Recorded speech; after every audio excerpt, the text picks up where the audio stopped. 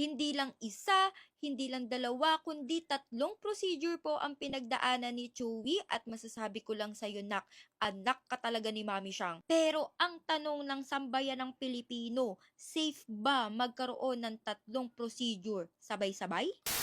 Mahigit 1 taon niya ang paghahanda namin ni Chewy para sa operasyon na 'to, as in kinondisyon ko talaga siya, o 'di ba parang manok lang, kinondisyon. And sa mga hindi po nakakaalam, nagkaroon po ng tinatawag na cherry eye etong si Chewy. At saan niya nakuha 'to? Kasi noong 2024, saktong putukan ay wala siyang palya, kakatahol na puwersa ang kanyang mata at nag-pop out po ang kanyang third eyelid. May mga cases na nadadaan naman 'to sa massage, pero sad to say, dito kay Chewy ay no choice na. Kailangan na talaga siyang operahan. Prone na prone sa cherry eye yung mga breed na may malalaking mata katulad ng Shih Tzu, ng Pug, kaya ingatan niyo ang mga mata nila guys kasi prone sila sa cherry eye. And gaya nga po ng sinabi ko kanina, 3 procedure po ang gagawin kay Chewy, kaya kailangan is maging fit for surgery siya. Pinag-fasting ko muna si Chewy for 8 hours. Pwede naman yung water basta no meal, as in no solid food. And isa sa pinaka-importanteng mahalaga is mag-normal po ang kanyang CBC result.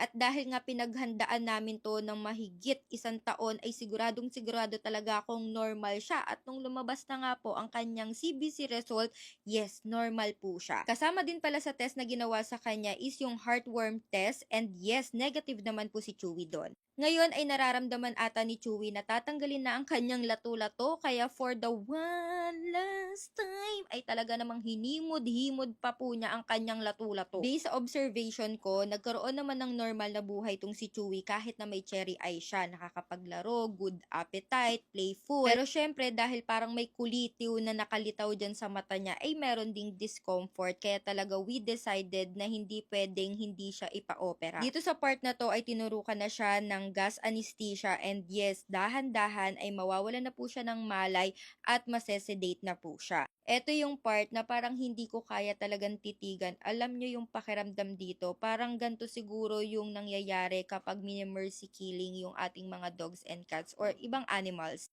Kasi dito, kapag tinuturukan na sila ng gas anesthesia, makikita nyo talaga na dahan-dahan is nawawalan talaga sila ng malay. At dahil ipapasabay na nga natin ang pagpapakapon sa kanya, shinave na nga din ni Doc ang kanyang lato-lato at wala nang atrasan to. Nandito na tayo sa operating room. Pero disclaimer, humingi po ako ng permiso sa aming family vet para makapasok dito sa operating room. Wait lang natin siyang matapos and babalikan natin siya. And eto, nakabalik na agad ako after 3 hours. Sa mga magtatanong magkano po ang nagastos ko, 15,000 pesos po. And pagkabalik ko nga dito kay Chewy, ay thank God dahil wala na po siyang cherry eye at wala na din po siyang dragon balls.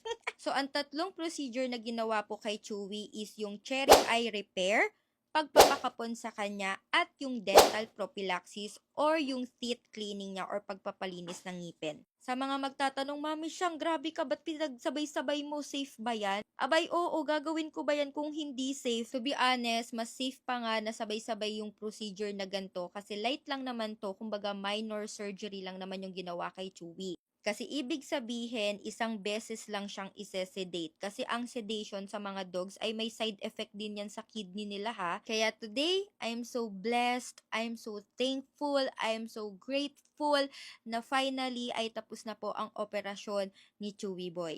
For now is mas magiging healthy siya at siguradong makakasama ko siya ng mas matagal. Yun lang.